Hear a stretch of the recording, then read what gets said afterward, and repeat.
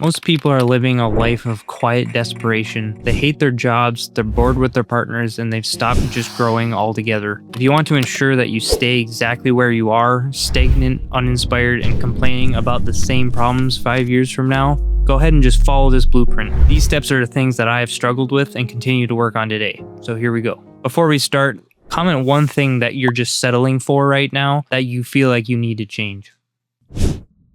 Step 1 of ensuring a life full of mediocrity is adopting a fixed identity. You just tell yourself, that's just how I am. When you hit a wall, you don't look for a ladder. You just assume that the wall is permanent. If you aren't a math person or you're not a creative person, you just never try to learn. I feel like every day is another opportunity to decide whether to live in alignment with the way that you are perceived by other people, or you can decide to break free from that identity and imitate the choices to see a future that you are proud of. The act of living in mediocrity becomes normal through repetition, but that doesn't make it concrete. Obviously, you can't just delusionally tell yourself that you are successful and it'll just magically fill your bank account, but removing that mental barrier that your identity is not malleable at all is a good first step. Or if you don't believe me, I'll just let the museum of your life just be a highlight reel of when you peaked in high school. Step number 2 is just prioritizing polite company. This is when you stay friends with people who never challenge you.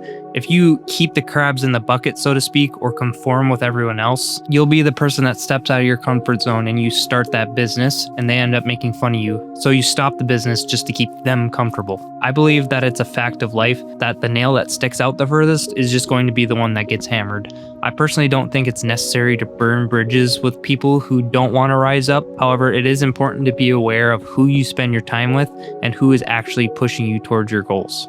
Because if not, you'll be just like your friends who think your potential is unrealistic. You are the average of the 5 people you spend the most time around. Step number 3 is just outsourcing your internal validation to everyone else. This one stems from the last step a little bit. This is where you let social media or something like your parents' approval dictate your path. And sometimes it's not even about what people actually say, it's the fear of what people might think and what they might say. Just because someone else doesn't understand or disagrees with why you choose the path that you choose doesn't mean it's inherently wrong. You just simply chose to live your life in a different way than most people agree with. Otherwise, you can just continue to live someone else's life and then wonder why it doesn't fit you. Step number 4 is worshiping the weekend escape. You live for Friday at 5 p.m. and then dread Monday at 9 a.m. Most people spend their entire week doing the bare minimum and hoping for the weekend to come, just so they can spend that prime time to get ahead as a way to get away from the reality, numbing the pain of their boring life. Instead of avoiding the thought of your 9 to 5, focus on your 5 to 9 and weekends as a way to remove yourself from the rat race, not just avoid it. Otherwise, you're just going to spend 5/7 of your life spent in a mental prison, maybe even 6/7 by spending your Sunday dreading Monday's approach.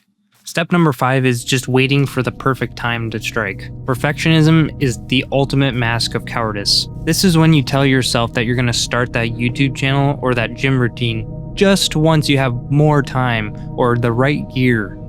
This one strikes a nerve for me because I deal with it a lot. Unlike how most people view perfectionism, it is not cute and it is not something that you say with pride on your chest. It is a cancer that robs you of starting the things that you wish you started or stopped years ago. The expectation that you'll have everything figured out and will produce spotless quality work on your first try is just delusional thinking. This quote is regurgitated a lot, but it is something that I began to really internalize.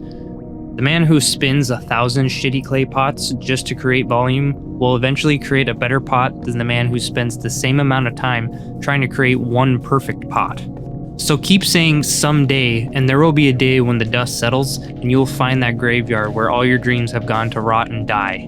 It takes reps to unlock mastery, and most people know this, but continue to psych themselves out from the fear of just looking cringy or foolish to others. That of which segues perfectly into my next step, avoiding the ugly phase of learning. This is when you quit the moment you look like a beginner. Most people hate being bad at things, so to stay mediocre, just quit the second you feel embarrassed. Imposter syndrome is a feature of life, not a bug. This sounds a little redundant, but in order to be the person that you want to be, you have to act like the person you want to be before you get there. And once you do, there's an infamous cycle that starts to repeat thanks to our natural psychological responses. This is the 5 stages of entrepreneurship as displayed by Alex Hormozi himself, and I believe it encapsulates everything perfectly about seizing new opportunities. Step 1 is uninformed optimism. You are ecstatic about a new opportunity that will make you big bucks and fill you with joy. And number 2 is when you go down into informed pessimism, where you actually learn about what's needed to master the craft and actually get to where you want to go. Number 3 is where that plateau is and where you fail to see the constant improvement. You ultimately end up losing sight on why you started in the first place, thus leading to the exit and going back to square one, searching for that next shiny object. Getting to stage 4 and ultimately 5 comes through true mastery. It comes through continuously pushing through that fog that removes your ability to see the guaranteed success at the end. Most people stay stuck in a continuous cycle of repeating stages 1 through 3 over and over again because they just can't get themselves to go through the valley of despair. This, in my experience, is because there's always going to be something else that looks like it's going to give you instant gratification and isn't going to require the same footwork that it does for the thing that you're currently working on. So the consequence of starting and stopping over and over again, of course, is you just never develop mastery. Step 7 is a pandemic, and it's consuming way more than you create. Whether this is just doom scrolling or you're using it as educational procrastination, it needs to stop. How is it that I justify watching 50 videos on how to be productive instead of just doing 15 minutes of actual work? In my previous video, I mentioned that I've consumed an immense amount of personal growth content, yet I remain pretty close to the same spot I was a year ago. And this hypocrisy just rocked me to my core because it just forces that my sharing of content to be a discussion rather than, of course, me selling it as advice. This also fits into the perfectionism area because it just requires you to take a step back and see how much time you're spending finding the optimal system or the right tools versus just learning 10 times as fast by doing the thing itself and learning along the way. Step number 8 is when you mistake comfort for safety. You're constantly telling yourself that you're one thing away from quitting this 9-to-5 that you hate. This is notoriously called the golden handcuffs. If you're comfortable, you won't take the risks necessary to become extraordinary. I kind of want to let this quick clip of Jim Carrey that I found explain because I feel like it would explain better than I ever would about this one. My father could have been a great comedian, but he didn't believe that that was possible for him. And so he made a conservative choice. Instead, he got a safe job as an accountant. And when I was 12 years old, he was let go from that safe job. And our family had to do whatever we could to survive. I learned many great lessons from my father, not the least of which was that you can fail at what you don't want. So you might as well take a chance on doing what you love.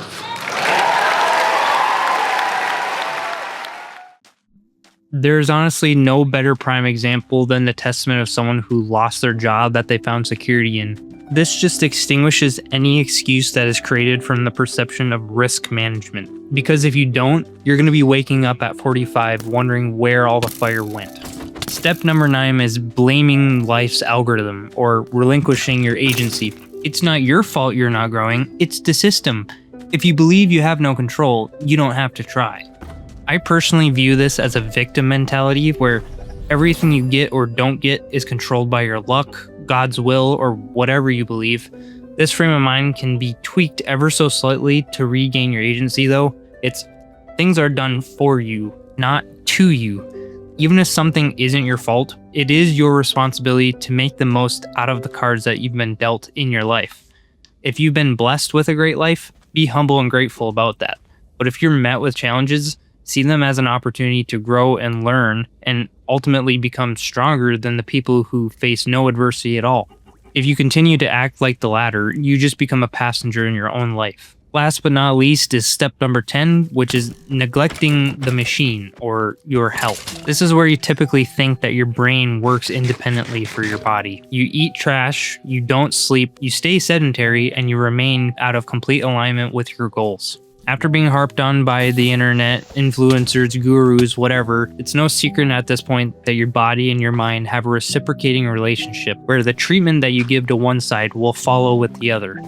Eat less processed junk, get 7 to 9 hours of sleep, get 60 minutes of exercise daily. However, one of the most heavy-hitting points that is not shared as much is just being out of sync of what you know you should be doing. I learned this myself by forcing myself to eat clean, get sleep, and weightlift every week. Unfortunately, over time, I still found myself lacking energy day to day, and I just could not figure out why. What is now hindsight 2020 was not obvious to me at the time. It was where I was spending most of my hours awake, my job.